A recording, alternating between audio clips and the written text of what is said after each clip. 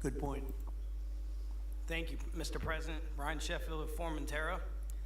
My grandfather, Hugh Sheffield, was president of ARCO, Venezuela. Right. Thank you for what you did. Do you like what we're doing? There's a lot of shale there, a lot of upside. He would be very happy looking down. He'd be very proud of you right now, right? Yes, sir. Good. Thank you. Mr. President, Luis Rodriguez, I'm probably the only Venezuelan American sitting on around this table. I want to personally thank you for the courage of your actions over the last couple of weeks. I think I speak, and I speak of Venezuela in general in saying there's optimism. You've brought optimism to the table, and if the conditions are met, the opportunity is absolutely immense. I agree with that. That's true. Thank you. Well said, too. It's immense. This is a tremendous opportunity. Thank you. Richard Holton from Trafigura. We're working with your administration, Mr. President, to bring that Venezuelan oil to the United States. Our first vessel should load in the next week. Good job. Thank you. I think the reason that most of us are here and thinking about the future is because we trust you initially to set this program up that will work and guarantee that this can be done. And there's a huge investment that needs to be done. We've all agreed on that. And certainly we need time to see that through. So thank you for what you've done. Thank you very much. Thank you. Mr. President, I'm Lane Riggs, CEO of Valero Energy, and we're one of those companies that refineries in the U.S. are uniquely configured to run Venezuelan oil, and we're more than happy as this opportunity expands for us to further invest in our refineries to produce more of it. And you're very much set up for the heavy oil, right? Yes, sir. That's great. That's great. We're ready for it. Thank you, Mr. President. Thank you for having us here. Thank you. And thank you for opening the door to a better Venezuela. We are a Spanish company, but we are fully committed to invest here in the States. We have invested over the last 15 years, $21 billion in the American oil and gas industry, in Pennsylvania, in the Gulf of America, in Texas, and in Alaska, with the discovery of Pica that is going to have the first oil this quarter, and is going to change, it's going to reverse the declining history of that great state of Alaska. We are in Venezuela, Mr. President, with our partners of Eni. We produce the gas that guarantees the stability of a half of ते the ट्रम्पचं भाषण चालू आहे, Venezuela. Meeting So चालू we आहे. are committed with this stability, and on top of that, we are on the ground. की त्यांची We have language people, वेगळी आहे ना. we have facilities, we have technical capabilities, and I take your point, Mr. President. We are ready to invest more in Venezuela. Today, we are producing 45,000 barrels a day gross of oil, and we are ready to multiply by 3 this figure in coming 2-3 years, investing hard. त्यांची language समजत नाही. Following your recommendation, if you allow us, of course, and in the framework, commercial and legal framework that could allow this growth. So thank you, Mr. President. Thank you. Great job you've done. Thank you. Mr. President, thank you for having me. Matt Sheehy, I'm with Tallgrass Energy. We are an infrastructure business, so whether it's oil, gas, CO2, we move that around. So most of my customers are sitting around the table, and happy to lend our expertise to what's going on in Venezuela to support the people. And obviously infrastructure is going to be critical to see it repaired. Thank you. Thank you. Mr. President, thank you. An honor to be here. Marianne Mannon, Marathon Petroleum. We are one of the largest gap up झालं refiners. खूपच. On behalf of the men and women of Marathon Petroleum and of our industry, thank you and the administration for what you're doing for 87-87 US पासून energy ते direct independence. We have the ability and the capability of our assets to process Venezuelan crude, and the people of 14 ला Marathon झालं Petroleum 50 stand ready to do so. Do we need more refineries in our country? In the U.S., probably Yes. not. We have sufficient capacity. It's amazing. A lot of it was approved during my first term. We were getting you approvals that nobody could have gotten in Louisiana and other places. Like तर They करा. got built. Before that, it was a disaster. We didn't have the refineries. Now we do because of the first term. Please. Darren Woods, ExxonMobil. Okay, we'll go over here. Thank you, Mr. President. Jeff Hildebrand, founder and chairman of Hillcorp Energy, one of the largest private energy companies ट्रम्पचं in त्यांचं America. Meeting चालू आहे. Are you?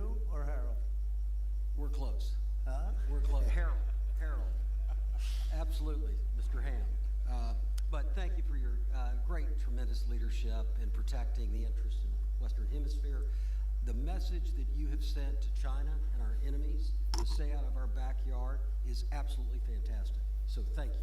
Thank you very much. And finally, Hillcorp is fully committed and ready to go to rebuilding the infrastructure in Venezuela. You'll go there. शानदार online action game war thunder आपके उबाऊ सप्ताह के दिनों को खत्म करने के लिए तैयार है। प्रसिद्ध जापानी battleship Yamato Halliburton Company, we are the largest American oilfield services company. We're the second largest in the world, been in business over 100 years. Started operations in Venezuela in 1938. Long time ह्याचं in hey Venezuela. इंग्लिशमध्ये येतं पण ह्याला डिझेबल आहे, Personally चालूच नाही lived याला. there for 4 years and raised my kids there. So quite familiar with Venezuela and just couldn't express इथे English gratitude caption more so for the असतं. opportunity to return to Venezuela under the stability that I know that this team and your team are able.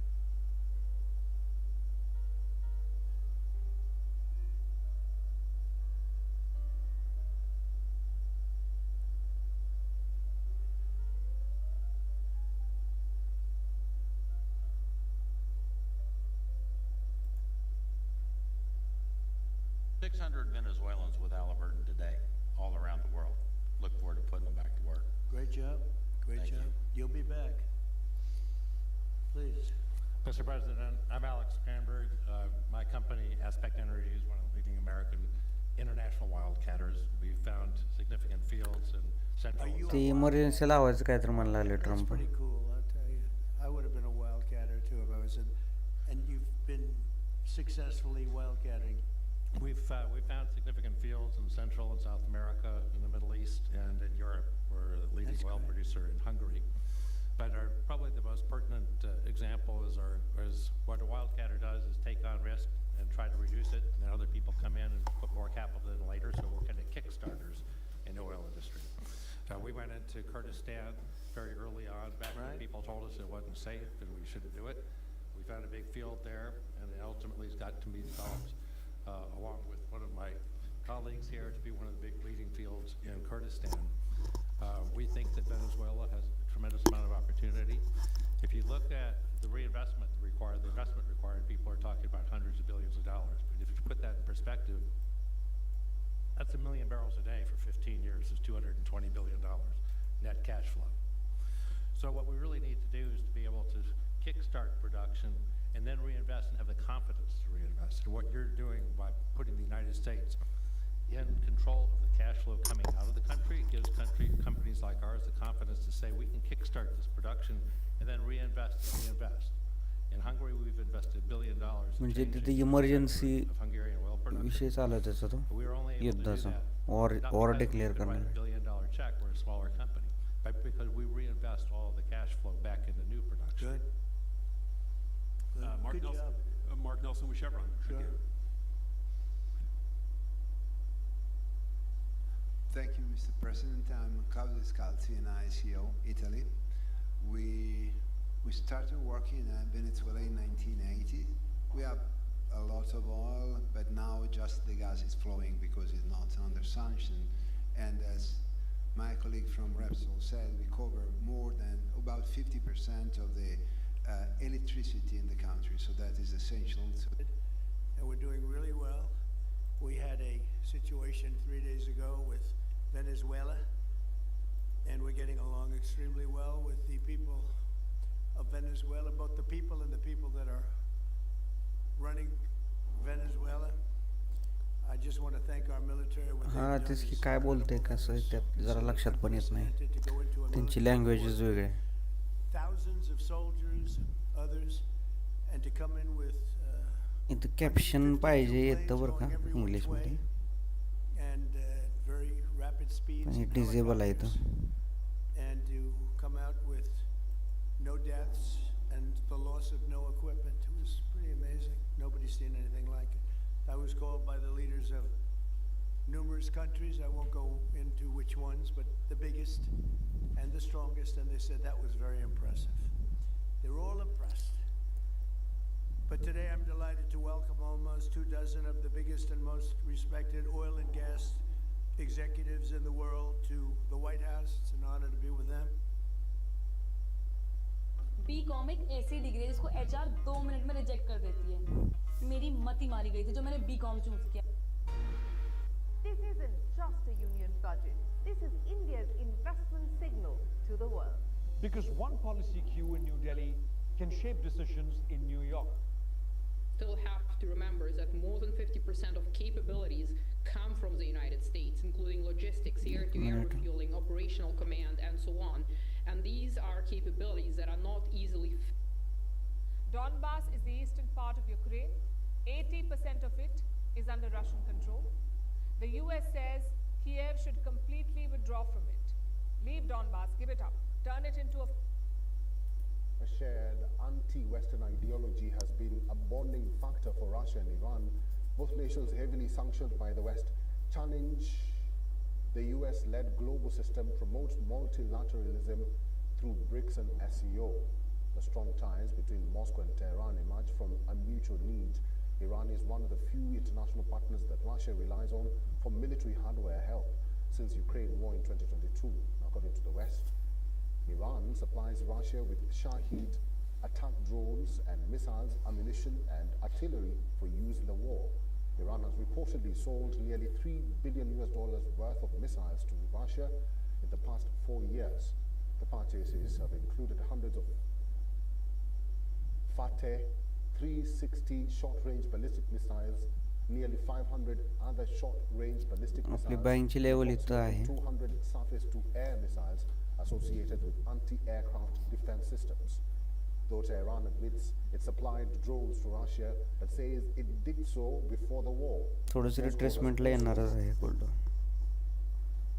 Not acknowledged the purchase of Iranian missiles. Western intelligence says that in return, Tehran has received military technology and intelligence from Moscow, as well as funding for its space and missile programs.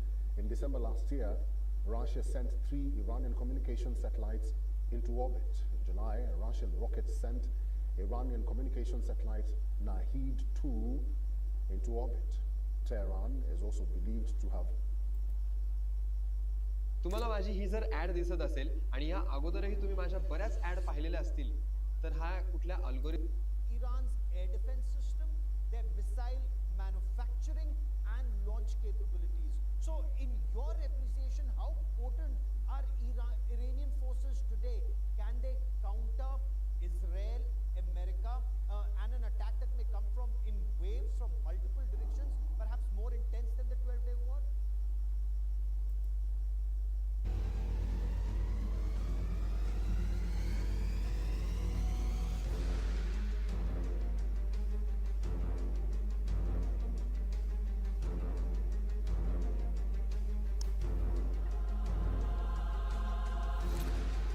ॲस्ट्रोनुसार अपच आहे.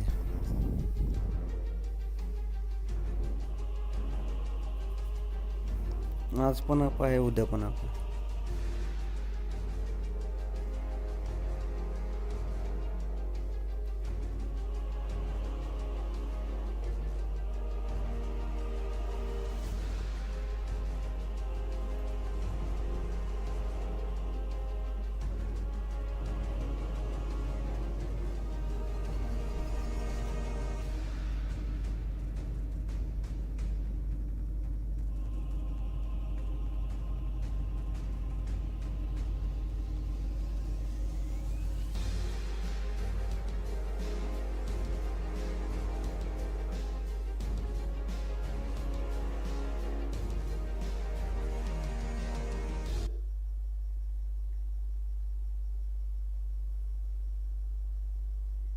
Intervene in Iran within the next 24 hours, but one official also cautioned the Trump administration's strategy was unpredictable in order to keep everyone on their toes. Back in Washington, the public opinion appears divided. According to recent polls, a majority of Americans believe that President Trump has gone too far in foreign military interventions and disapprove of his handling of foreign policy. Despite the lack of a clear trigger event, West Asia waits on the edge of volcano as Trump trapped in doubt over Iran and the world is is watching closely as a single move could escalate tensions further. The American President Donald Trump has said that the killings in Iran are stopping, and Trump has repeatedly threatened to intervene if the Iranian authorities continue to kill the protesters. So does this mean that the military action against Iran Trump is now घोळ off the करायला table? लागले. Trump says that he's going to wait and watch. Listen. The killing in Iran is stopping. It's stopped. It's stopping. And इथे कळेल बा काय बोलले. executions or an execution or execution. So I've been told that a good authority. We'll find out about it. Does this mean military action is now off the table against Iran? Well, we're going to watch and see what the process is, but we were given a very good statement by people that are aware of what's going on. Now, human rights groups say that the crackdown on the protesters in Iran यार urgently पैसे चाहिए समझ ही नहीं आ रहा क्या करूं Mr. Abbas Araghchi appeared on Fox News, where he said that there will be no hangings today or tomorrow. He also said that the situation in Iran is now under control and has warned Donald Trump against staging any unilateral attacks against Iran. My message is do not repeat the same mistake that you did in June. You know, if you try a failed experience, you will get the same result.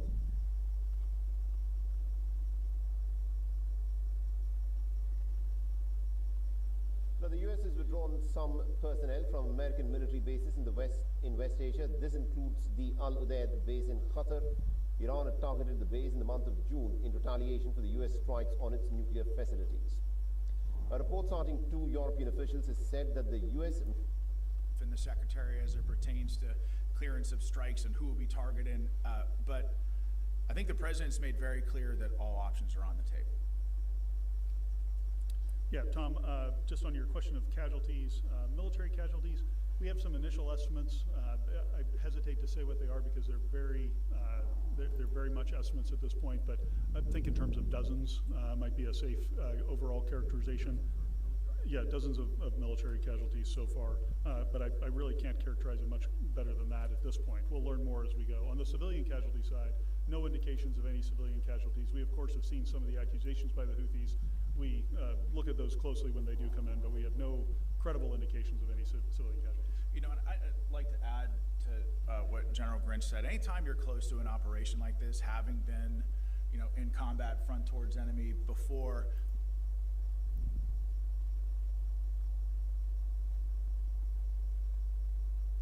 Guards now openly claim increased missile reserves and heightened battle readiness.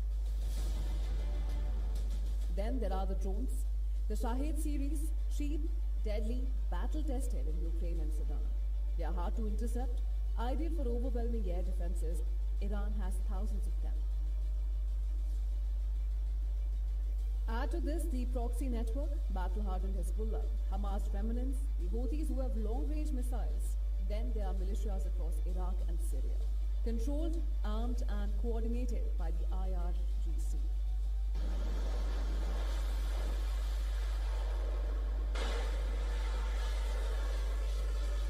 To each of them have been hit. They have been hit very hard by Israel and the United States.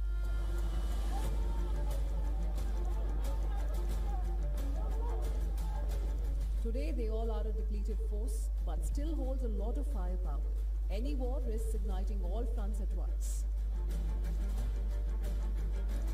But Iran's strength has limits. Iran's military has taken blows. Its proxy shield has been badly damaged. Share market में 10 course कर चुका हूँ gold अपच राहील नहीं तो market छोड़ दूंगा क्या 10 में से किसी भी कोर्स में आपको म्हणजे ॲस्ट्रोप्रमाणे पण आहे आणि वॉर सिच्युएशन आहे जबरदस्त.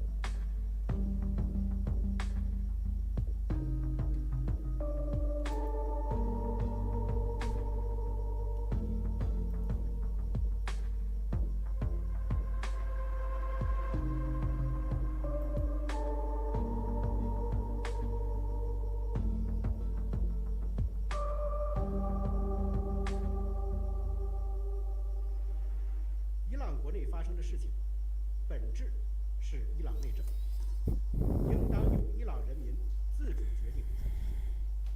中方一贯主张遵守联合国宪章宗旨原则和国际法，反对在国际关系中使用或威胁使用武力，反对将本国的意志强加于别国，反对世界倒退回丛林法则。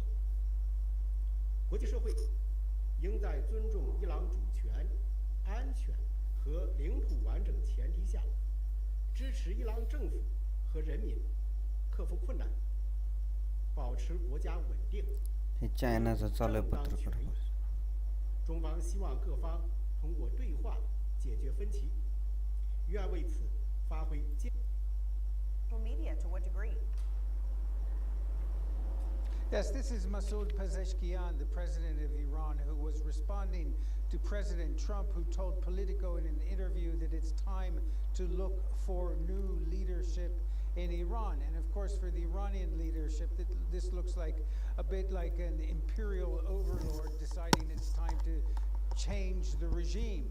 And so Pezeshkian said today that any aggression against Supreme Leader Ayatollah Ali Khamenei is, in his words, tantamount to an all-out war against the nation. So what we saw is that there was a slight lessening of tensions when it appears President Trump stepped back from his promise to say, when he said that help is on its way to the protesters in Iran. There was worries in the sort of overnight from Thursday to Friday that the United States was going to launch some sort of airstrikes on Iran. So रिट्रेसमेंटला पण येणार घेत म्हणजे bye करण्यासाठी. The war of words between Tehran and Washington yet again heating up, and with the United States sending the Abraham Lincoln Carrier Strike Group to the region, tensions are mounting again. And given that President Trump perhaps doesn't want to embarrass himself by being seen as somebody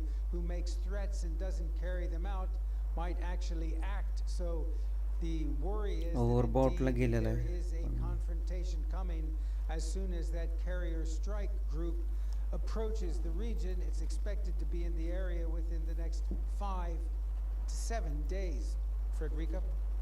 All right, Ben Wiedemann, thank you so much as the clock continues to tick. A big renewed focus on Iran today after President Trump said a massive armada, in his words, is heading toward Iran right now. The U.S. naval fleet appears at the very least to be a clear warning to Iran's regime as Tehran continues to brutally crack down on anti-government, anti-regime protesters. Tens of thousands of people, remember, have been arrested. Thousands of people have been killed. We're watching Iran. You know, we have a lot of ships going that direction, just in case. We have a big flotilla going in that direction, and we'll see what happens. But we have an armada. We have a massive fleet heading in that direction, and maybe we won't have to use it. We'll see. Maybe we won't have to use it, or will have to use it. I'm not sure exactly what he said right there. Elena Treen is at the White House. Either way, it's a threat. What are you hearing about this right now? No, absolutely. Look, the president has been threatening potential action to intervene in Iran for weeks now. But we did see a big kind of departure in tone last week when he essentially said that he believed that, you know, for now he didn't need to get involved because Iran had said that they were canceling some of the executions that they had planned for anti-government protests. However, the administration has still been, of course, keeping a very close eye on what has been developing in Iran. And I should note as well that the president's, you know, kind of backing off came after an intensive lobbying campaign from the United States allies in the Middle East, but also from.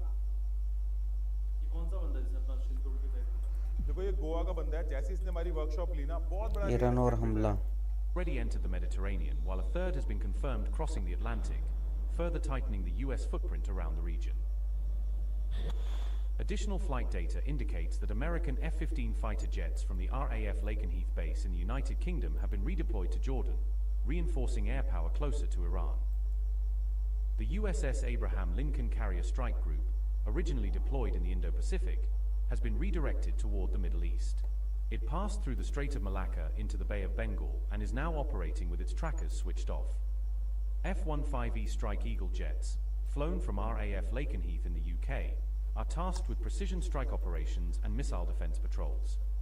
KC-135 Stratotanker aircraft are providing round-the-clock refueling support for long-range fighters and heavy bombers now active in extended operations. A sharp surge of C-17 Globemaster III cargo flights has been observed heading into the Middle East. Around 75% of the entire global fleet is currently active, transporting troops, armored vehicles, and air defense hardware. Fighter jet US पाठवलेत की military तिकडं transports are airlifting M1 Abrams battle tanks and M2 Bradley infantry fighting vehicles into frontline positions, though missions remain undisclosed. The build-up includes the Electronic Advanced Ground Launcher System, a counter-drone weapon-firing laser-guided 70mm APKWS rockets. The US already maintains about 30,000 troops in the region, 6 warships under CENTCOM control, and multiple layered missile defense systems forming a permanent regional shield. Meanwhile, Iran continues to strengthen its long-range strike capabilities, clearly anticipating a potential confrontation with both the United States and Israel. Reports from Iranian state media claim that Tehran has successfully tested a new long-range ballistic missile boasting an unprecedented range of up to 10,000 kilometers. If these test results are verified, the expanded range would place key US territories and bases well within Iran's potential reach for the first time. One senior Iranian official has warned bluntly that any US attack would be interpreted as an all-out war against the entire nation of Iran. Influential cleric Ali Akbari cautioned that Iran could retaliate by striking at US-linked investments and assets across the broader Middle East if attacked. Iran's Foreign Minister Abbas Araghchi declared that if the United States launches even a limited assault, Tehran will respond immediately and with the full force of its military might.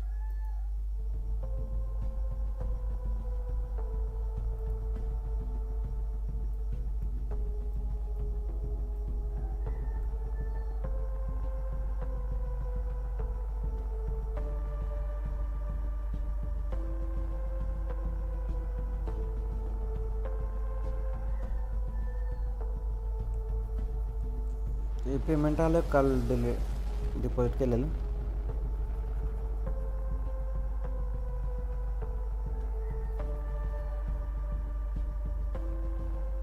After the tense US-Iran standoff appeared to fade into a wait-and-see pause, a new round of intelligence reports has once again reignited widespread fears that open conflict could be near. 3 weeks after Donald Trump publicly promised Iran's protesters that help was coming, reports now suggest that a vast payment आलं US का naval deposit केलेलं armada का has quietly begun to take shape. Sources indicate that Trump came within moments of ordering precision strikes against Iranian targets last week before backing down at the very last possible minute. The shift came shortly after Trump reiterated his claim that Tehran had halted executions of protesters, a signal his administration once described as a इराणमध्ये sign of आंदोलन escalation. चालू आहे However, fresh media reports are now suggesting that the Trump administration may still be positioning forces and assets for a potential strike on Iran.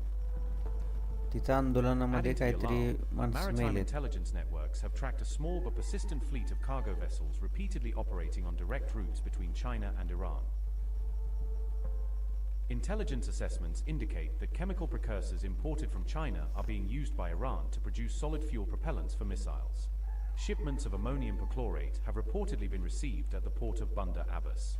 These imports could give Tehran enough fuel to power several hundred ballistic American तर missiles. Fighter jet वगैरे सगळं पाठवलं Maritime तिकडे surveillance shows Chinese cargo ships repeating the same Iran-bound routes, while satellite imagery has captured signs of missile testing, including a scorched launch pad at the Imam Khomeini spaceport. Iran is also believed to be in talks with China to acquire the HQ-9B long-range air defense system.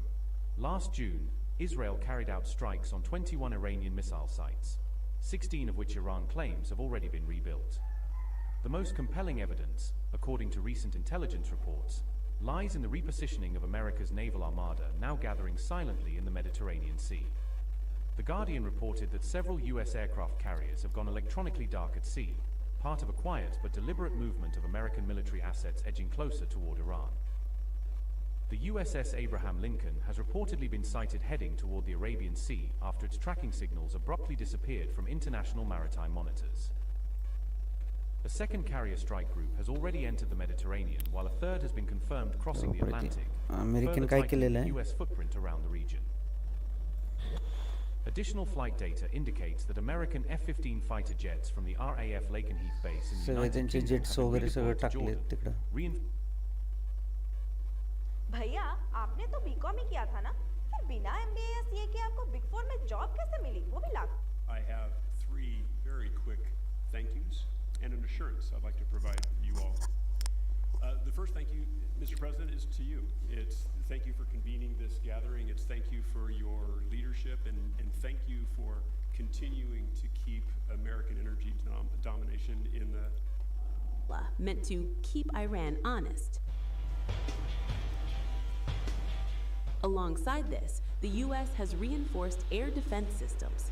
Patriot PAC-3 batteries and THAAD missile defenses have been deployed to Israel and other allies. These systems are designed to stop missiles and drones, not launch attacks. Officials describe the buildup as deterrence and defense, not a green light for war. That's an important signal.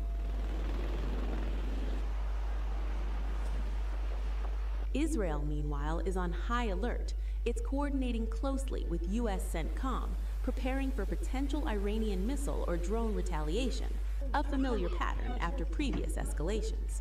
More missile defenses, faster response times, maximum readiness.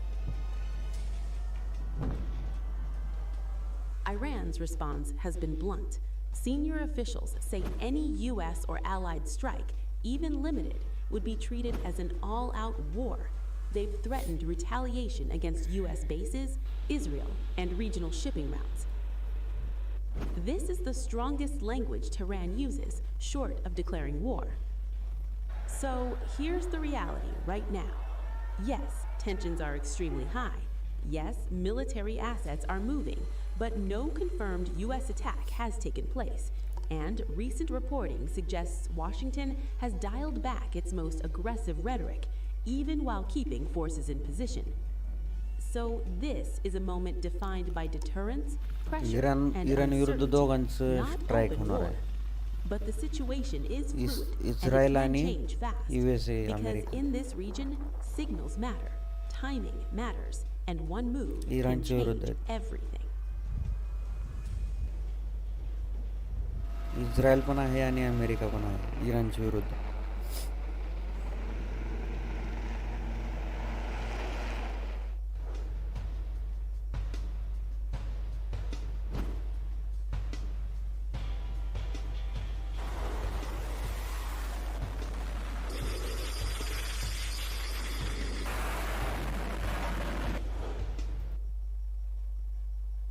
AI trading शिकणं difficult आहे का? अगदी सोपं आहे. आपण beginner जरी असाल stock market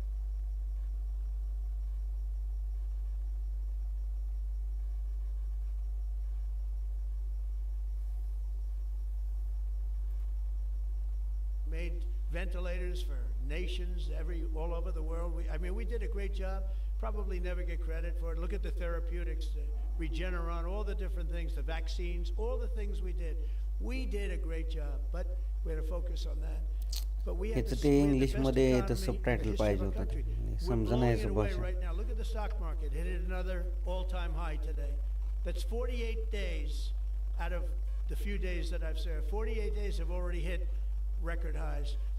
And we have, maybe most importantly, the number, we have now, I was saying 17, it's over $18 trillion is being poured into our country. It's because of the election and because of tariffs.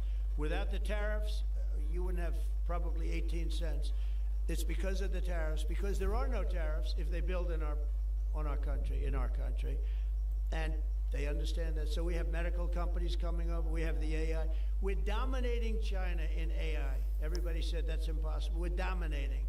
I'm letting these massive plants build their own electric generating plants. They're becoming utilities in addition to everything. Maybe they'll make more money with that, who knows? But they're building their own electric because we have an old grid. You wouldn't be able to do that. And we're dominating China. We're dominating with AI, which seems to be the new big thing. That's the new internet. That's the new whatever. So we're very happy with the job we're doing. I'm very happy with the job they're doing. But when you tell me about attacking a political opponent. There's never been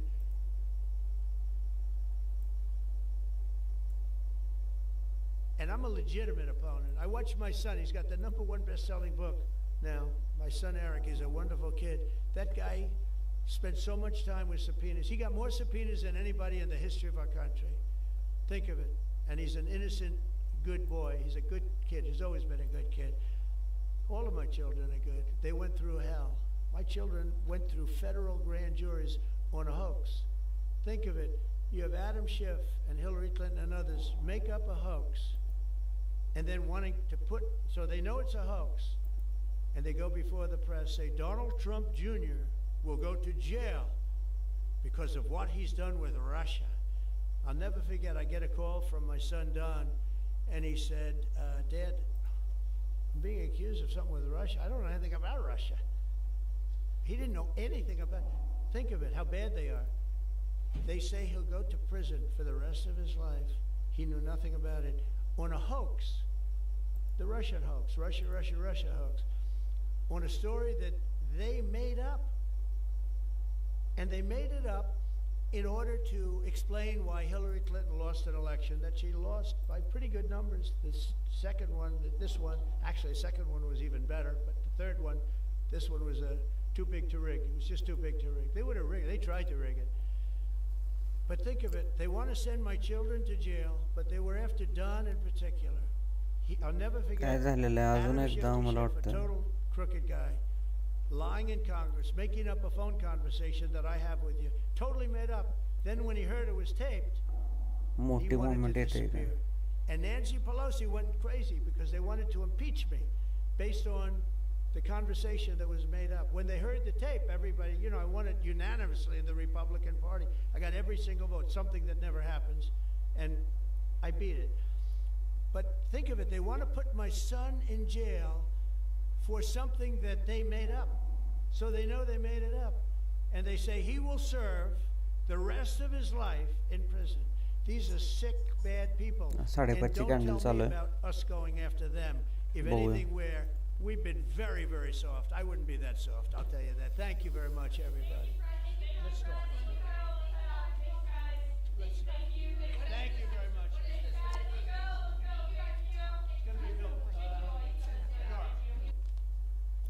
Well, thank you very much, everybody. It's great to be in this beautiful Oval Office. Never looked so nice. We're getting great compliments tonight. You see outside how that's come out. It's been great. We make a lot of improvements to the White House, and we're doing that. One of the things you should be looking at is the Palm Court, because that's been totally redone. So we like to preserve and make better the White House, and that's really what's happened, and we're getting tremendous reviews, and we appreciate it. But we're here for a different reason. It's called Operation Summer Heat, which is an appropriate term in light of what we're doing. And early yesterday morning, I returned from the Middle East, where we celebrated a historic agreement to end years of suffering and conflict. Amazing. Every country came together.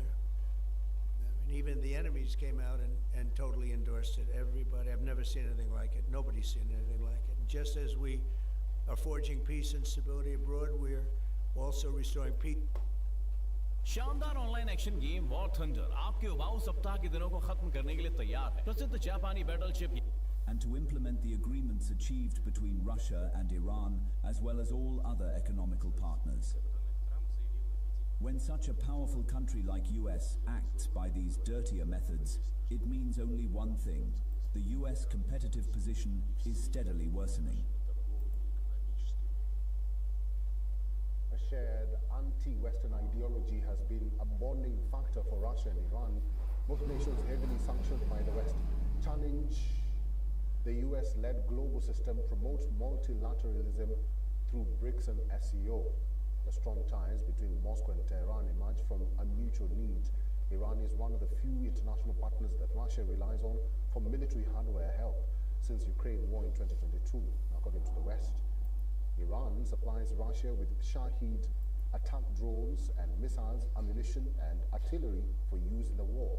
Iran has reportedly sold nearly $3 billion worth of missiles to Russia. candle green झाली. The purchases have included hundreds of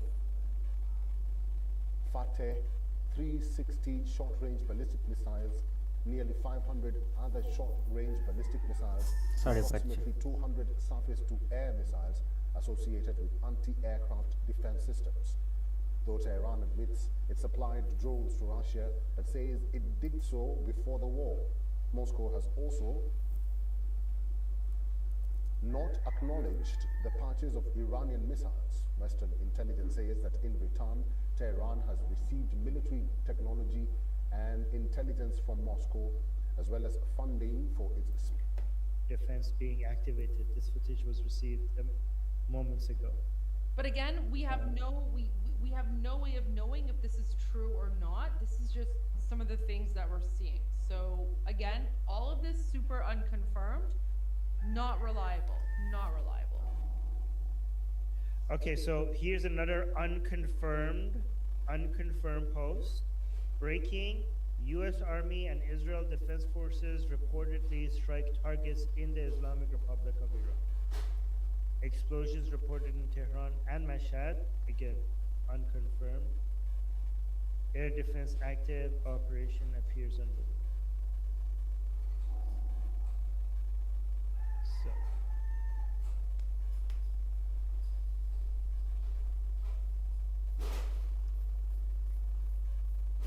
So somebody sent this message in the chat saying, Armin, I'm inside of Iran, in one of Kurdish area. We hear gunfire as well.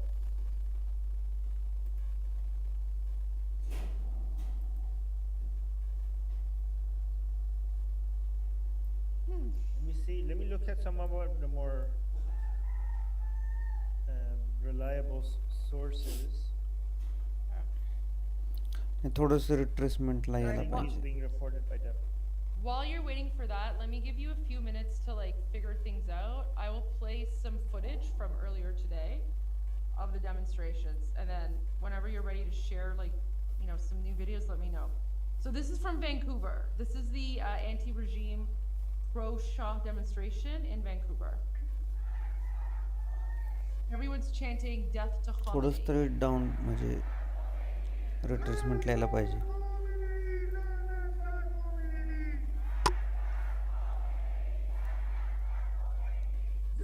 So they're saying death to Khamenei, cursed Khomeini. Khamenei is the current Islamic regime dictator. Khomeini was the founder. So that's in Vancouver. Panja Bahman. Is today Panja Bahman?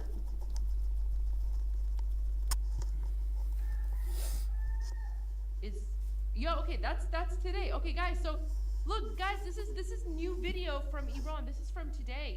अब पहला trade लोगे loss होगा, अब दूसरा trade लोगे loss होगा, अब 10वां trade लोगे फिर भी लॉस होगा. Guys, the snowstorm is also in Iran. Look at that. So this is the city of Shiraz, and there's also snow there. Guys, you remember what the word for snow is in Persian? Yeah, it's snowing, guys. We have winter. Guys, Iran, like, we're very, like, diverse in terms of environment, right? So we're not all, like, desert and things like that. So there you go. Like, it's snowing in Shiraz right now. Shiraz, by the way, Shiraz is close to Persepolis, right? So, oh yeah, we have like subtropical rainforests too. Okay, so this is this video from today, and they're saying Xauusd Shah, which means long live the king.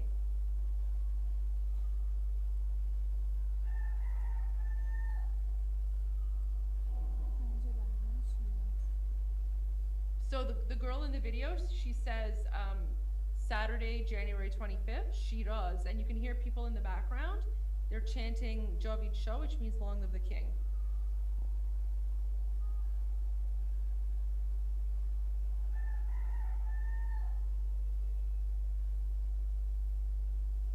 Wow, there you go. So see?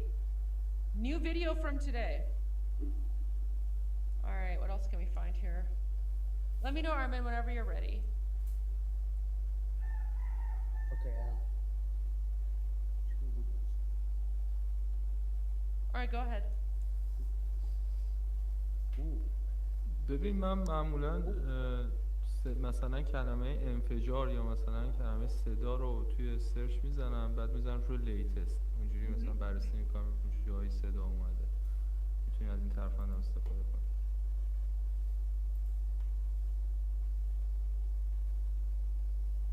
Okay.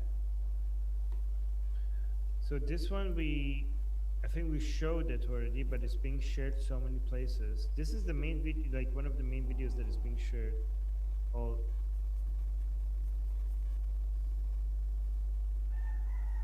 چیزی که من نگاه کردم از این درون فکر می‌کنم 2 تا ویدیو کلا در اومده، 2 زاویه در اومده. There's 2 videos of this drone basically being shared. Sunday, Tehran, Niavaran. 5 or 6 of the month Bahman. Today. Unidentified flying object. همین 2-3 دقیقه قبلم یه صدا انفجار بعد همینجا اومد. 2-3 minutes ago there was an explosion here. The sound of an explosion. پایگاه لویزان بود، نمیدونم دقیقاً. Was the base of تهران. یک شنبه 5 بهمن یا 6 بهمن. Sunday 5 or 6 of Bahman. Alright, so this is what is no, not this one. थोड़ा सा retracement लेला पाहिजे ना बाइंगला. Well, I had another video here.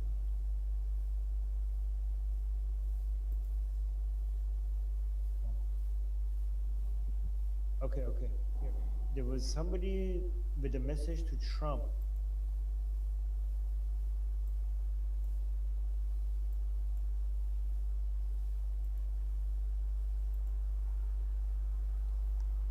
Yeah, this is from today. Yeah, let's watch this. So this is from inside Iran from today with the message to Trump. Let's listen to this. President Trump, please help us.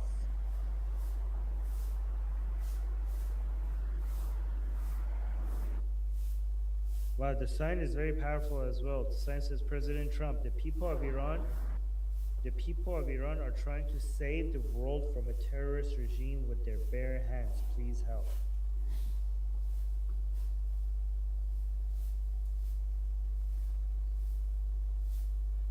Amazing. You know, as much as, you know, is amazing to see, like United States and Israel fighting all of these terrorists.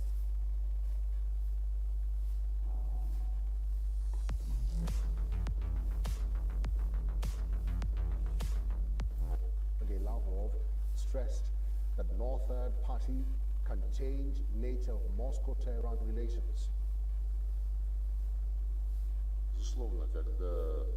Certainly, when the US starts acting in ways that neglect the very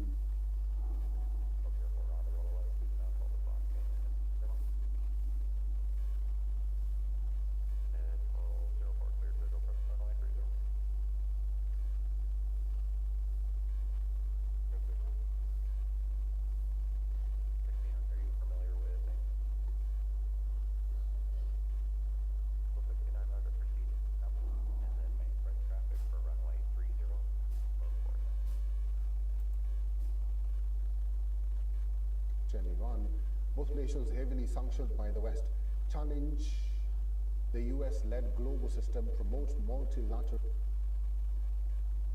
criminals. And in just a 3-month span, you had 8,700 arrests of violent criminals.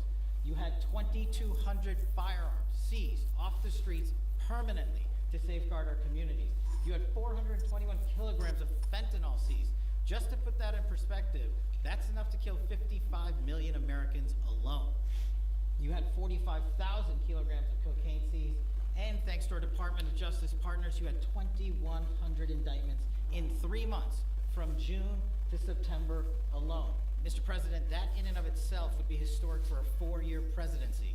You did that in 7 months because you let good cops be cops, and you partnered us with the right people at the Department of Justice to put the handcuffs on and bring them to court and put them in prison. And if that weren't enough, when you look at the year, for the entire 7-month period that we're talking about here, if you look at the past 4 years of the Biden administration, 16,000, 17,000, 15,000, 15,000. That's the number of arrests year over year of violent felons in this country for the Biden administration. Mr. President, in 7 months, you have 28,600 arrests of violent felons in just 7 months alone because of your leadership and the dedication of the men and women at the FBI who want to go out there and do the job they were prevented from doing because that department used to be weaponized and politicized. And this is what happens when you take out the fangs of weaponization. थोडंसं 31ला आहे तर 31ला आलं की bye करेल 1,000 people have been arrested, violent felons alone. And then when you go over there and look at some of these charts, if you don't mind, I'll just hop over here. Look at the metrics for not just violent crime, but the homeland. Mr. President, during your administration, the FBI has found and located 5,400 children. That is a 30% increase year to date over the last administration. Violent crimes against children arrests alone are up 10%. Gang arrests are up 210% in the last 7 months alone. And transnational organized crime, which Stephen Miller has been a great partner in, is up over 12% alone. These numbers are historic just as a snapshot. But just so people don't think we're focusing on violent crime alone, the national security mission, Mr. President, under your leadership has never been stronger.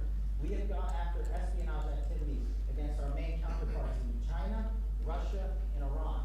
In China alone, we've had over a 50% increase in espionage arrests alone in prosecution. In Iran, we have had a 50% increase, again, in espionage cases. And in Russia, we've had a 33% increase in espionage cases alone. When it comes to counterterrorism, year to date, we have 125 arrests this year versus 100 last year, year to date alone. And when it comes to the cyber criminal activities, which are some of the largest enterprises plaguing everyday gold कोणाच hold आहे का buying मध्ये put out a mission to go after cyber criminals like never before.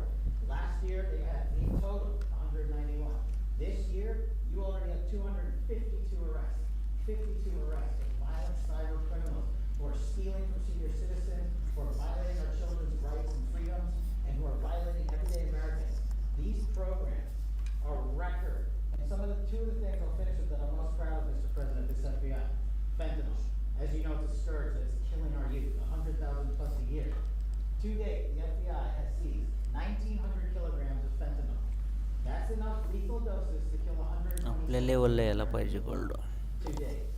And if that weren't enough, Mr. President, you said we have to go after the worst of the worst. And you empowered our Department of Justice, our Attorney General, Deputy Attorney General, and the Deputy Director of the FBI, led the charge, not just on summer heat, but he also led the charge to the FBI's 10 most wanted fugitives. These people have been on the run for years. And in 7 months, you captured not 1, not 2, not 3, but 4 of the FBI's most top 10 fugitives. 4. And just to put that in perspective, Mr. President, the Biden administration captured 4 in all of 4 years. You're on 7, and we're going to get to 10. We're going to get to 10 of 10. This includes a lady who murdered her 6-year-old handicapped child and fled to India. We got her in 2 months. This includes a narco trafficker. This includes a sex trafficker. This includes another first-degree murder and gangbang. These people are on the run because of the prior administration's reckless policies that destroyed our communities. You came in and with a mandate said, go after the worst of the worst. This is just the beginning. This is what happens when you let good cops be good cops at the FBI. आणि आपली बाईंगची वेळ आहे 1:15 एक message ग्रुपला टाकतो And make sure these arrests stick. And that's what the Attorney General and the Deputy Attorney General have led the charge of process. म्हणजे एक Because arrests without prosecutions are meaningless. We are determined नवीन ॲस्ट्रोप्रमाणे मी एक try करायला लागलो आहे आता त्याची buying वगैरे मी काढलेलं आहे त्याप्रमाणे जर झालं crushing violent crime like never before and defending this homeland, sir. And not to mention, तर मग almost forgot this one. खतरनाकच आहे It took you, sir, 2 weeks to get the Abbey Gate bomber. Joe Biden had 4 years to look for him. You got him in 2 weeks, thanks to the interagency effort by the FBI and the CIA, went to Pakistan, and now 13 brave warriors who were sentenced to murder because of disastrous Afghanistan withdrawal. They have justice, their families have a peace of mind, and we're going to continue to find the others, Mr. President. On behalf of the FBI, sir, I just want to thank you. Thank you very much, Casey. Great job. Very good. Very impressive. Pam, would you like to say something, please? President Trump, the men and women of law enforcement say 2 things to me repeatedly. First, you have taken the handcuffs off them and let them do their jobs, and you let cops be cops. That's why all this is happening. The director, the deputy director are working around the clock. All of these great men and women in the FBI, they have families at home, and they are working during a government shutdown right now.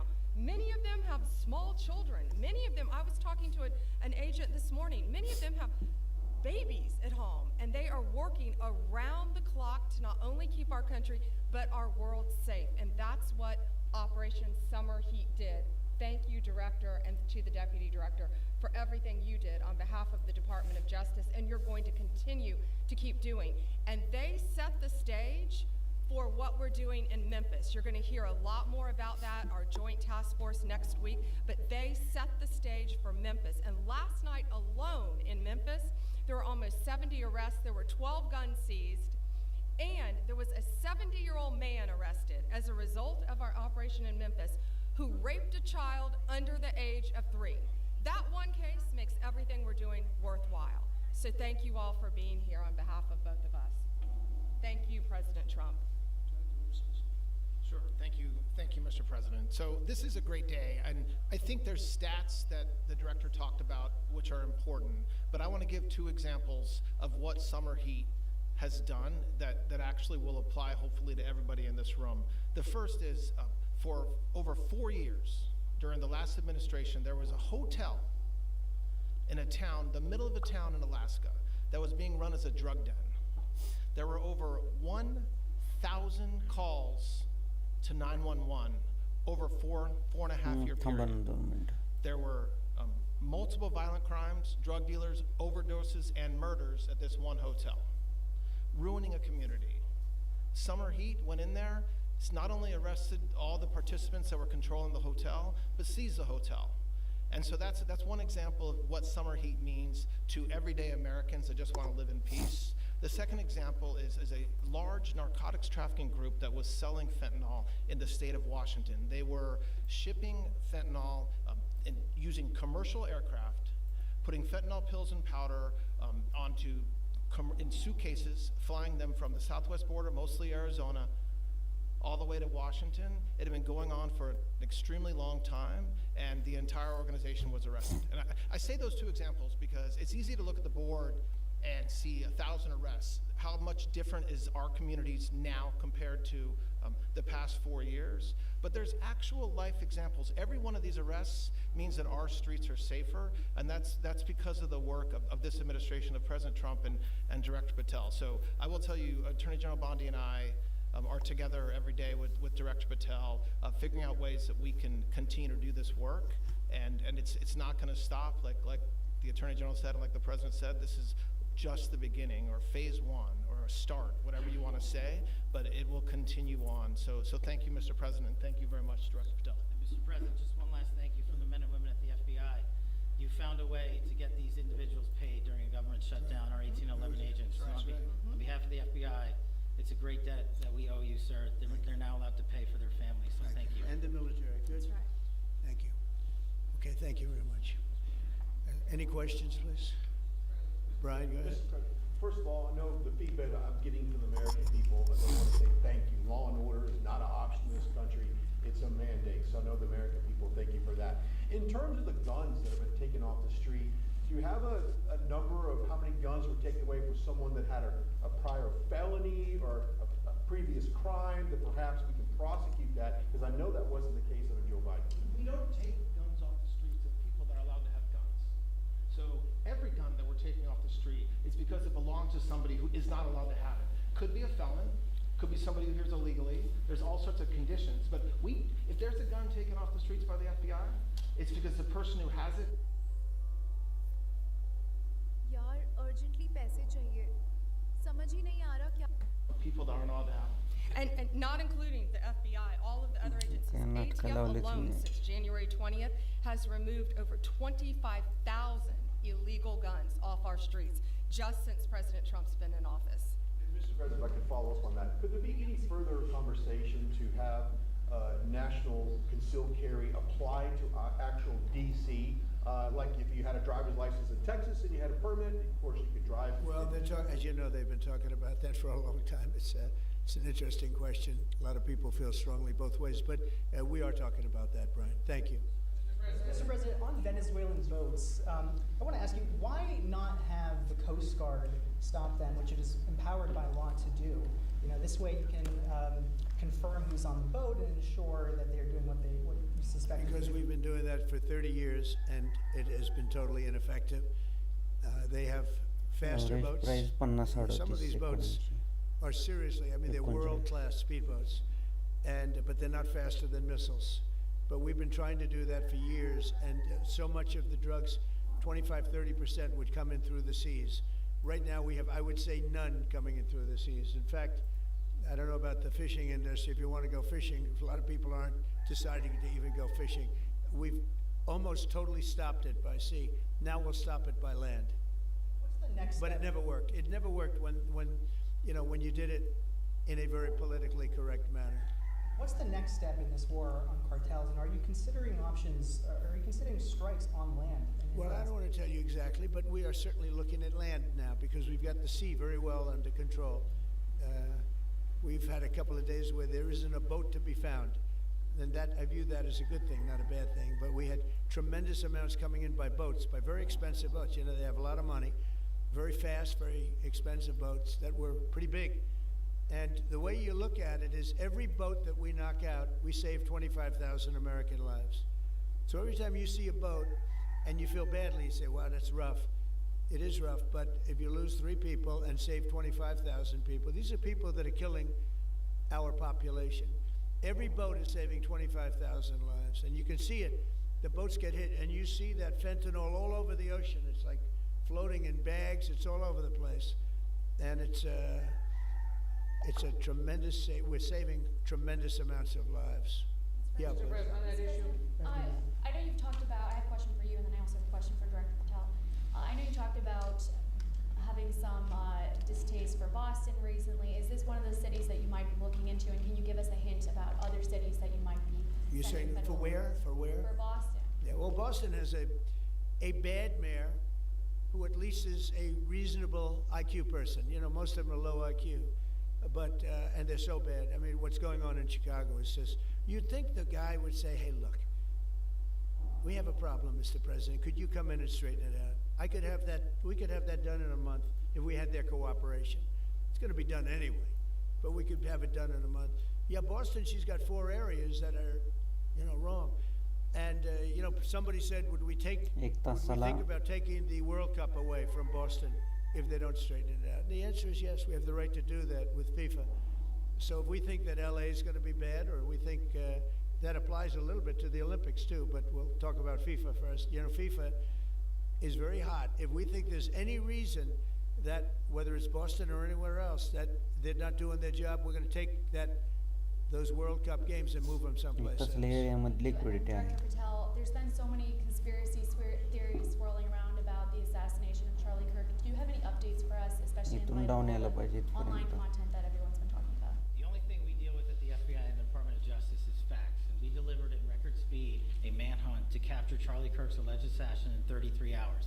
And if you put that in perspective to Luigi Mangione or the Boston bomber, they took them 5 days and a police officer lost their life in their manhunt. We are running out absolutely every single lead, and the best thing we can do to honor my friend Charlie Kirk's life is to make sure that everyone involved is prosecuted to the full extent of the law, and that's what we're focused on, investigating the facts, not trading in conspiracy theories. Okay. Mr. President, thank you so much. Thank you. In light of China's export curbs on rare earths, do you view India as a reliable partner going forward? And are you planning to meet Prime Minister Modi in Malaysia? Are you open to talks in terms of Yeah, trade? sure. He's a friend of mine. We have a great relationship. He just said that 2 days ago, as you know. We have a great relationship. No, we were not happy with him buying oil from Russia, because that lets Russia continue on with this ridiculous war where they've lost 1.5 million people, by the way. Russia's lost 1.5 million people, soldiers mostly. This is a war that should have never started, but it's a war that Russia should have won in the first week, and they're going into the 4th year. And I want to see it stop. So I was not happy that India was buying oil. And he assured me today that they will not be buying oil from Russia. That's a big stop. Now I got to get China to do the same thing. You know, that is relatively easy compared to what we just did over the last week in the Middle East. Middle East was 3,000 years and we got it done. This is 3 years, and I think we'll get it done. I think that President Putin, I think he wants to get it done. We'll see. There's a great animosity between him and Zelensky. You probably have noticed, right? And I think it's hurting the process. Yeah, please. Mr. President, thank you. Curious, why did you authorize the CIA to go into Venezuela? And is there more information you can share about these strikes on the alleged? Well, I can't do drug that, busts in the but Caribbean? I authorized for 2 reasons, really. Number one, they have emptied their prisons into the United States of America. They came in through the border. They came in because we had an open border policy. And as soon as I heard that, I said, a lot of these countries, they're not the only country, but they're the worst abuser. And they've entered they've allowed thousands and thousands of prisoners, people from mental institutions, insane asylums, emptied out into the United States. We're bringing them back, but that's a really bad, and they did it at a level that probably not, many countries have done it, but not like Venezuela. They were down and dirty. And the other thing are drugs. We have a lot of drugs coming in from Venezuela. And a lot of the Venezuelan drugs come in through the sea, so you get to see that. But we're going to stop them by land also. Does the CIA have authority to take out Maduro? Oh, I don't want to answer a question like that. That's a ridiculous question for me to be given. Not really a ridiculous question. Wouldn't it be a ridiculous question for me to answer? But I think Venezuela's feeling heat, but I think a lot of other countries are feeling heat too. We're not going to let this country, our country, be ruined because other people want to drop, as you say, their worst. They have given us their worst. They've loaded up our country with prisoners, with mentally ill people that are seriously ill, criminally ill, and we're not going to take it. And so, I mean, it's just one of those things. And I can tell you, we've taken care of the sea. There's nobody, and we're watching. We're watching.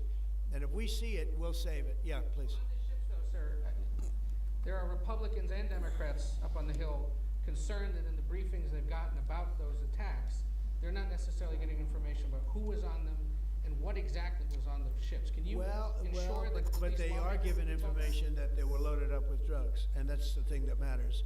When they're loaded up with drugs, they're fair game. And every one of those ships they're not ships, they're boats, they're speedboats. They're extremely fast, record-setting type speedboats. They cost a lot of money, and they have a lot of money because they're drug sellers. But they know one thing, and they all have the same thing in common. There's drug dust. They call it drug dust. They call it fentanyl dust all over the boat after those bombs go off. And you can take along. We know before. We know when they go out. We know we have much information about each boat that goes out. Deep, strong information. Yeah, please. Sir, you're going to have Vladimir Zelensky here this week. What is your message at this stage of the war for him? And shy of tomahawks. To who is it? For Zelensky. Yeah. And shy of tomahawks for Ukraine. Are you considering other options? And will you speak with Vladimir Putin about No, we're looking at other options. We are. President Zelensky's coming in. I'm not a fan of the war. I'm not a fan of the way it started. It should have never happened. It wouldn't have started if I were president. The election was rigged. And because of that, we lost, a lot of lives have been lost because of that war. Not American lives, but if I can save a lot of lives, that's why I'm in it. I want to save lives. I've had 8 wars. The Prime Minister of Pakistan got up the other day, said so beautifully, says, you saved millions.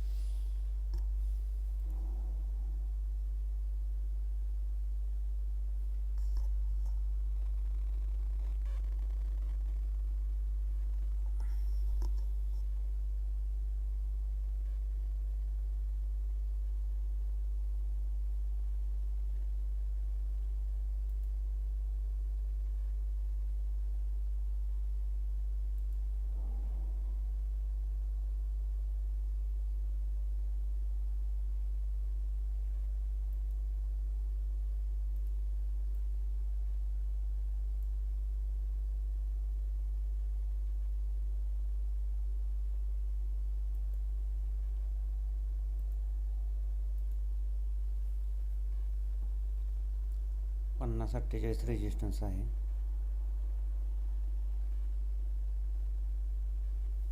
49 R3चा 50-49.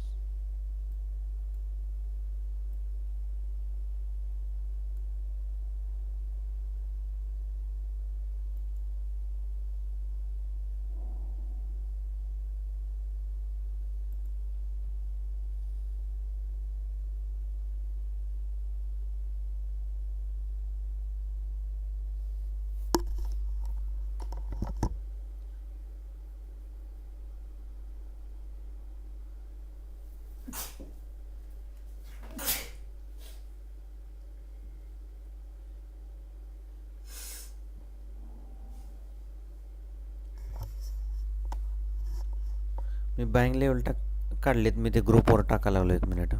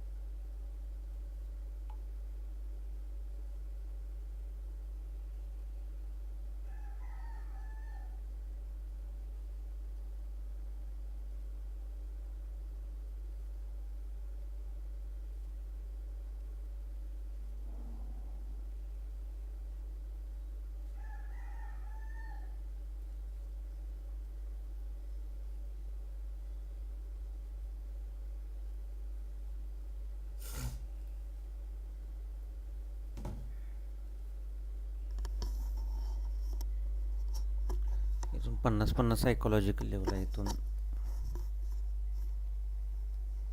Down येते का बघूया.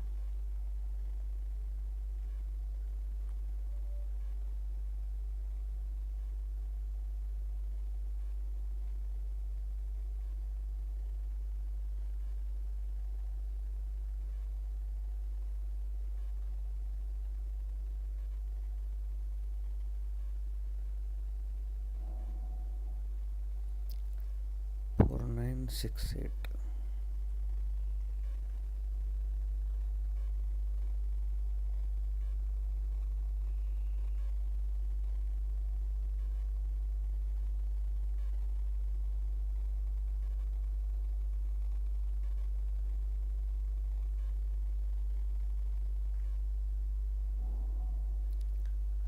आता मी ग्रुपवर टाकतोय. 1 second.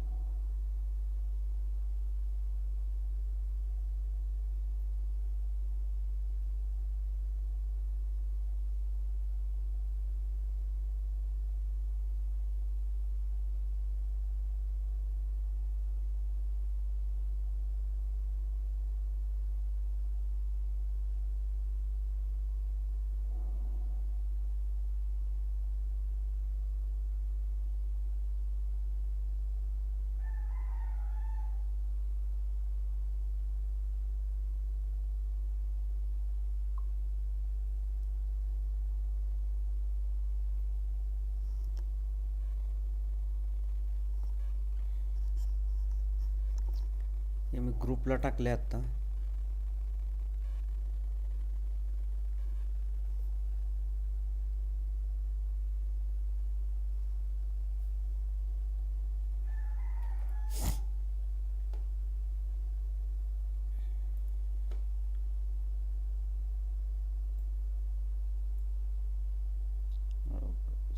Silver 50 60च्या रेंजमध्ये होतं.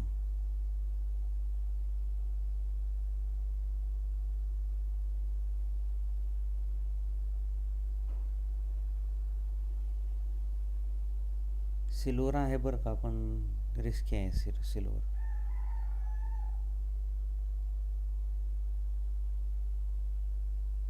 एक 5 मिनिटामध्ये पूर्ण अकाउंट आपलं वाईप आउट होऊ शकतं.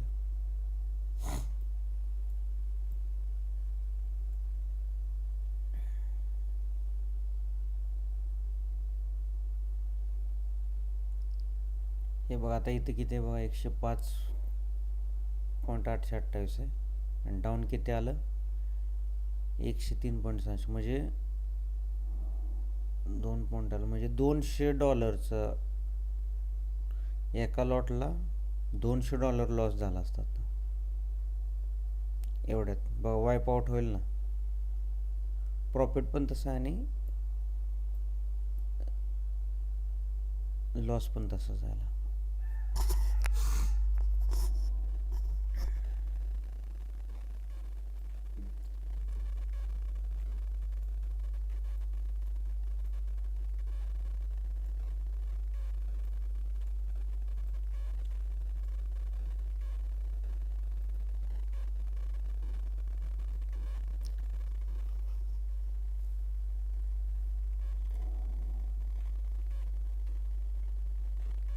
म्हणून सिल्वर नाही करायचं, दिसते प्रॉफिट त्यामध्ये पण लॉस पण तसं.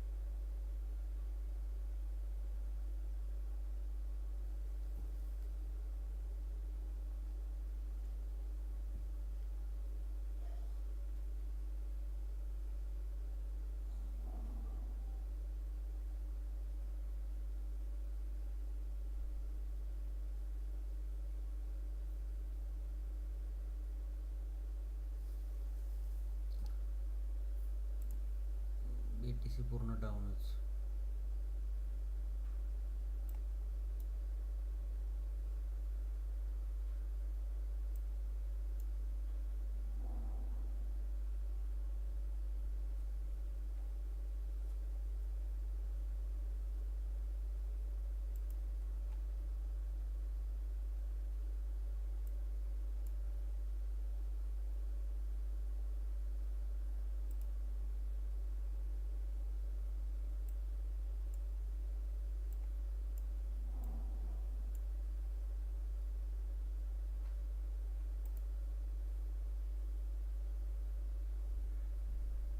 ते काल टाकले होते काय पेमेंट?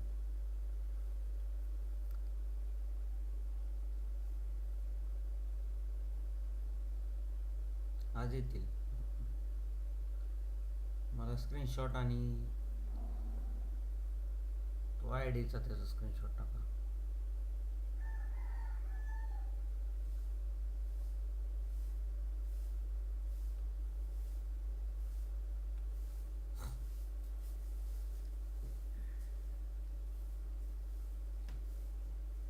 आपलं एकदम मॉर्निंगला झोन होतो बघा.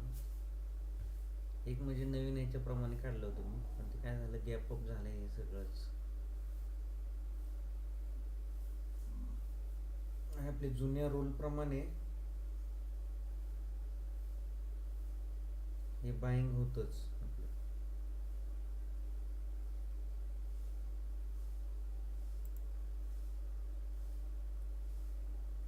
हे 49 25 49 25 49 10 हे जुन्या रूलप्रमाणे होतंच आपलं बाय. ते मी जुन्या रूलप्रमाणे काढलेच, ते आहेच, त्यात काय नाही. तिथं खाली रिट्रेसमेंटला आली बाईंग आहेच.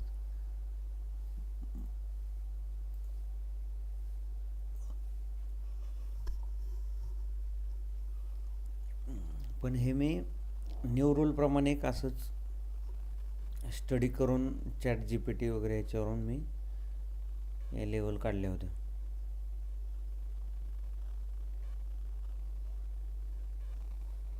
जर गॅप अप झालं नसतं तर ह्या लेवलनं काम दिलं असतं.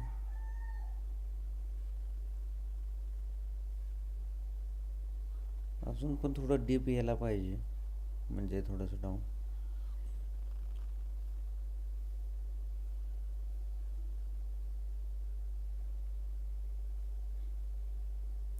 सेल सेटअप बघा 50-30 पासून डाऊन यायला पाहिजे होतं.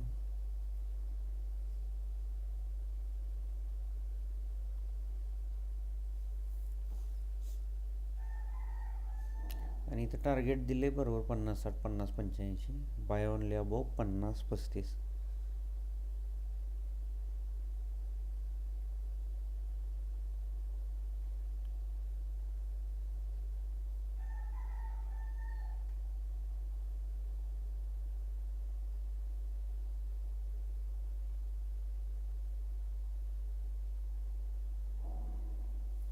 बघूया आपण हे कसं वर्क करते.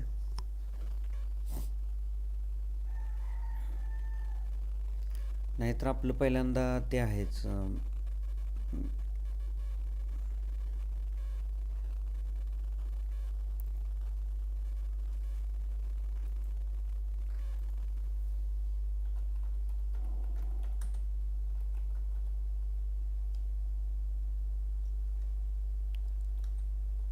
ही लेवल पण ॲक्टिव्ह आहे.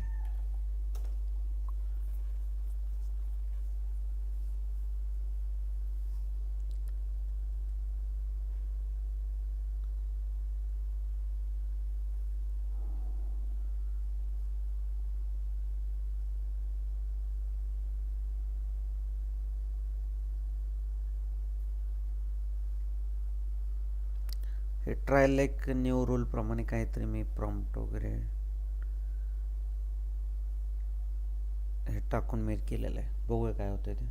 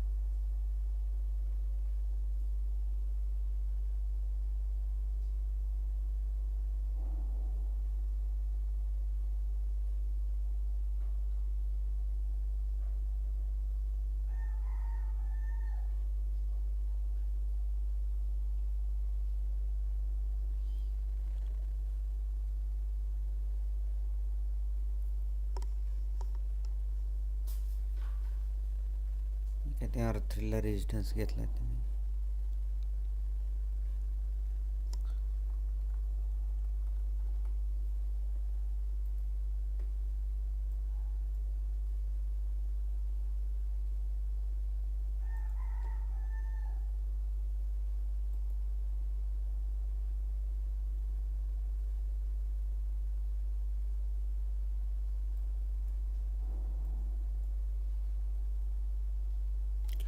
सिल्वर भारी पण खूप रिस्क आहे.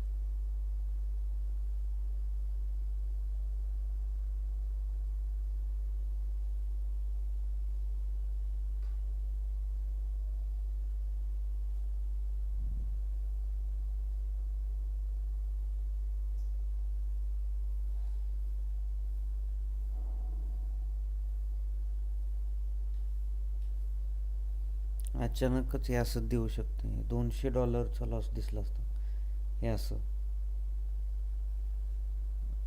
मग आता आपोआप चाललं होतं, एखाद्याने जर इथं घेतलं असतं आणि ज्याचे 2 लॉट असते $400 दिसलं असतं तिथं.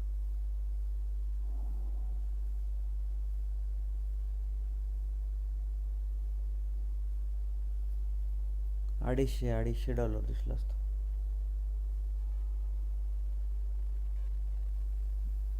एक लॉटमध्ये $250 असं गोल्डला नाही होत कधी असं एवढं.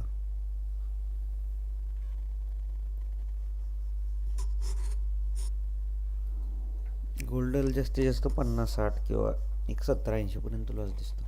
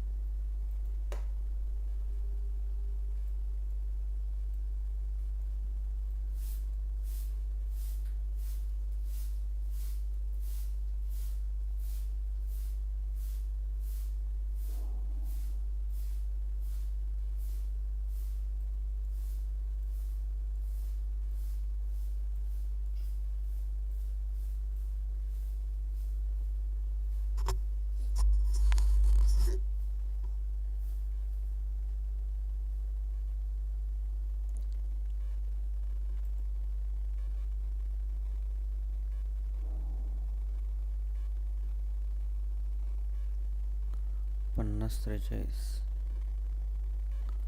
अगोदर इथं तिने ऑर्डर ब्लॉक तयार केला, त्यानंतर हॅमर केला इथं, इथून अप गेलं. आता इथं ऑर्डर ब्लॉक केला आहे 42ला.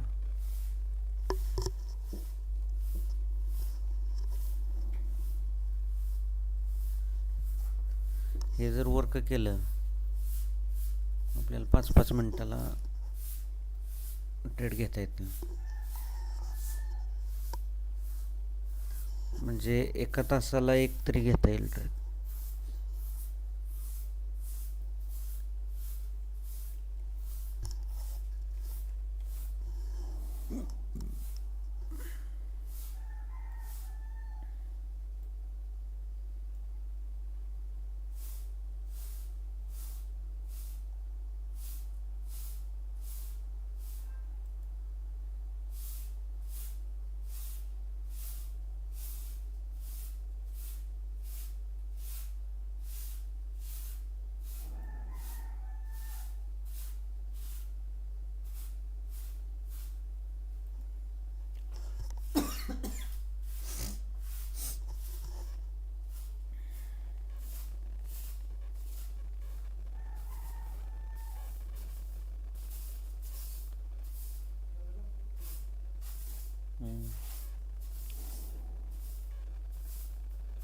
हे बघा वर्क करते प्रॉपरली वर्क आहे.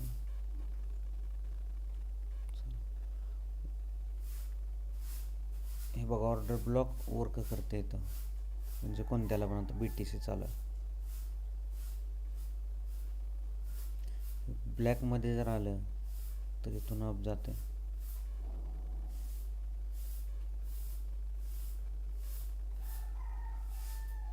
ब्लॅक हे बघा लक्षात ठेवा.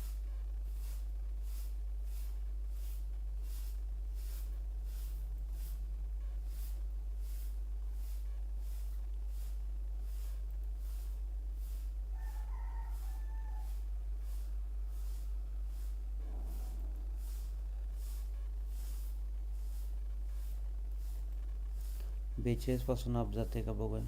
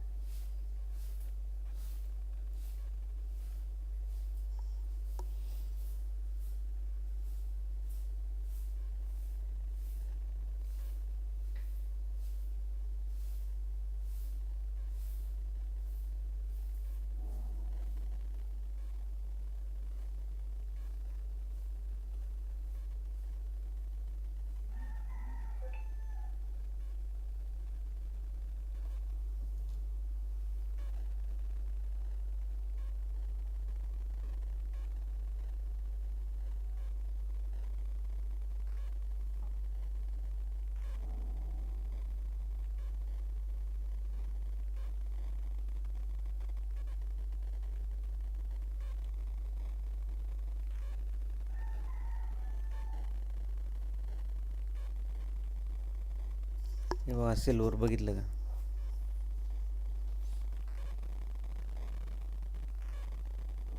बघा 107.220 पासून 106.200 पर्यंत आला.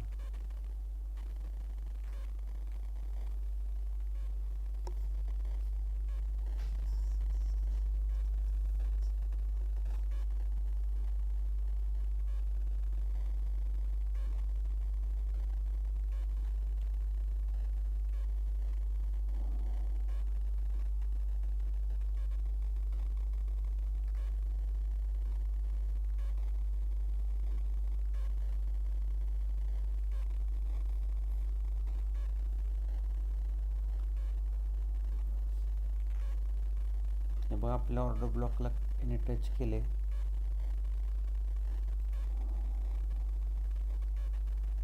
आहे का इथं.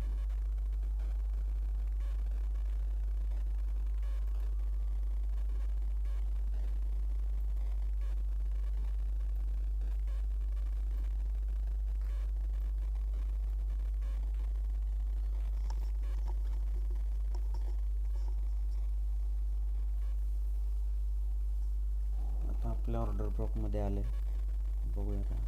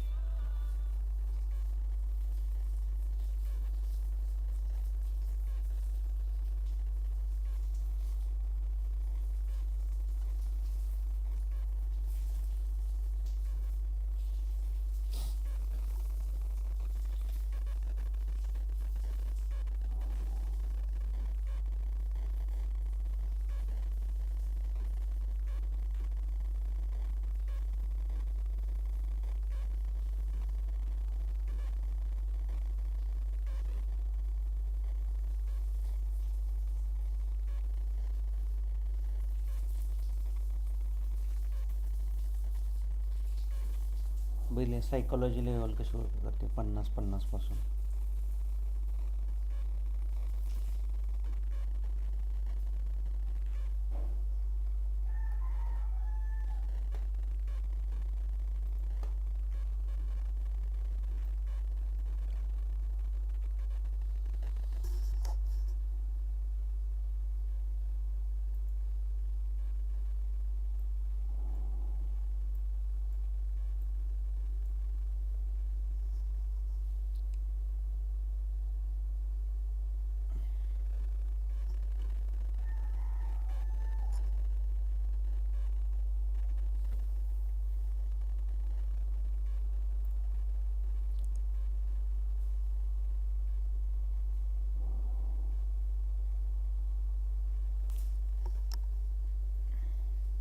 सायकोलॉजिकल लेवल 50-50, त्यानंतर 5,000, 4,500,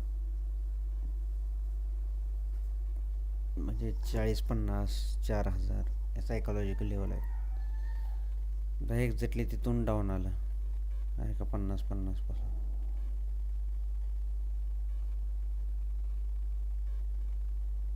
आणि अप पण इथूनच गेलं 5,000 पासून 5,000 पासून.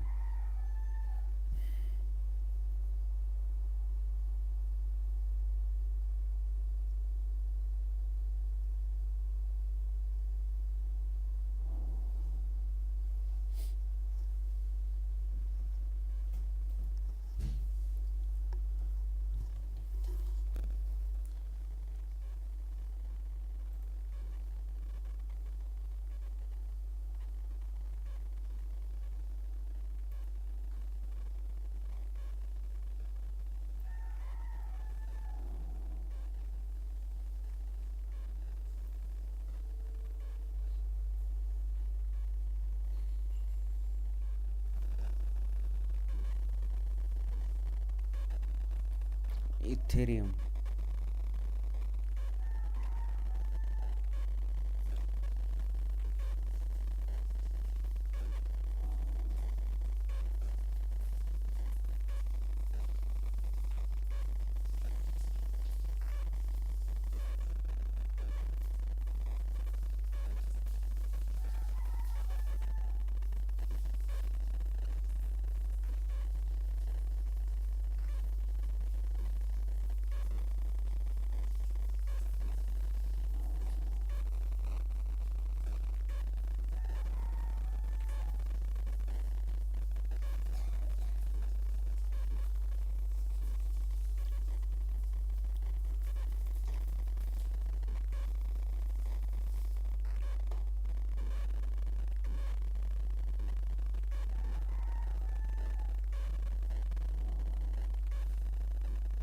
इथेरियम आहे अपसाईडवर का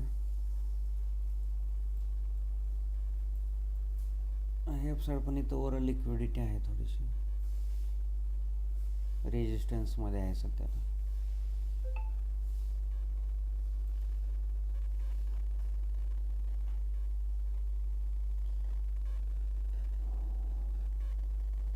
स्ट्रॉंग रेजिस्टन्स 16चा आहे, 29-16.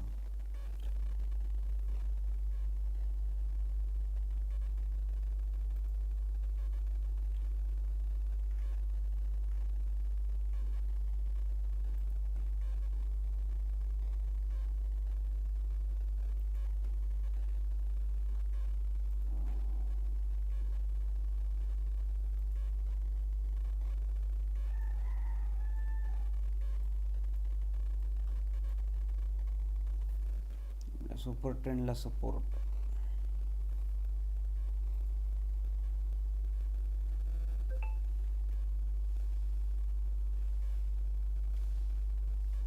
इथेरियम होल्ड आहे का? होल्डर राहू द्या, काय अडचण नाही. फक्त आहे रेजिस्टन्समध्ये इथं नॉर्मल.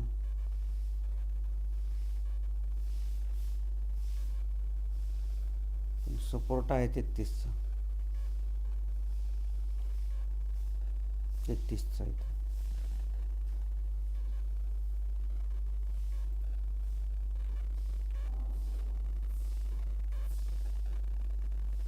$2880 आहे strong support. Sorry resistance, strong resistance 2880.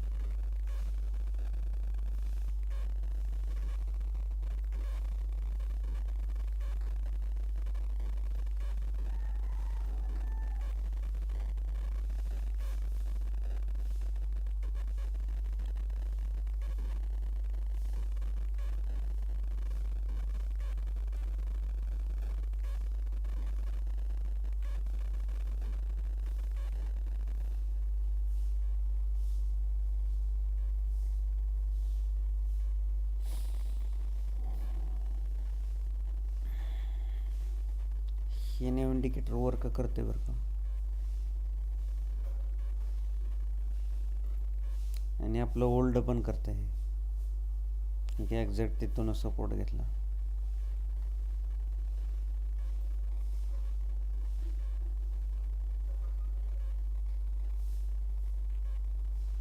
एक आहे हा 1 मिनिटाचा आहे बघा. इथपर्यंत गेलं इथं सपोर्ट घेतला, त्यानंतर सपोर्ट.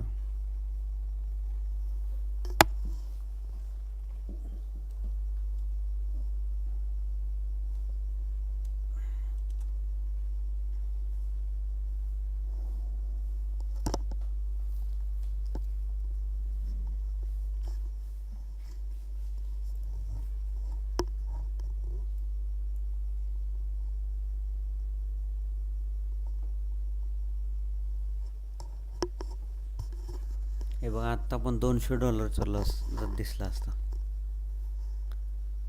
आहे का. 107.200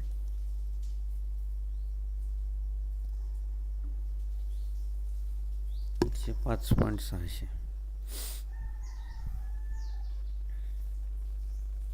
बघा इथं पण वर्क केलं त्याने.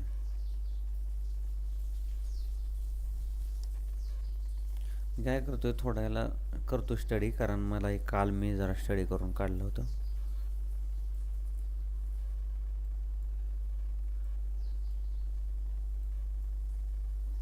पण वर्क करते प्रॉपर.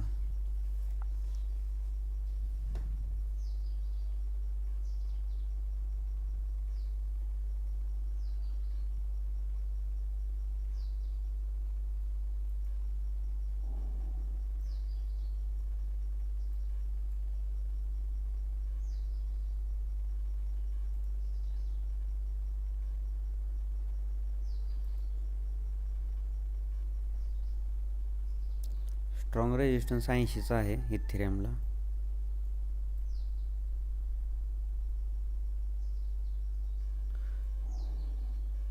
म्हणजे कन्सोलिडेशन करेल, तरी पण होल्ड राहू द्या.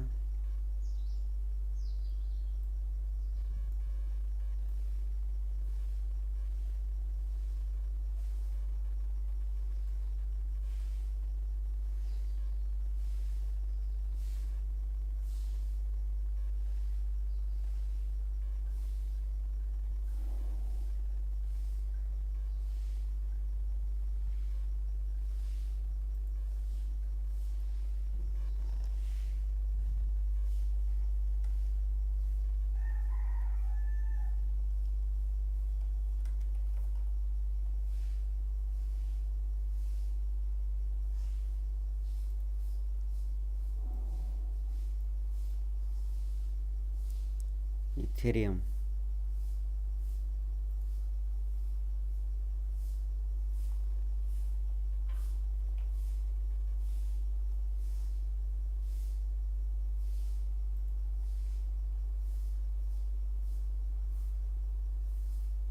हा तोच एरिया, हा 41 ते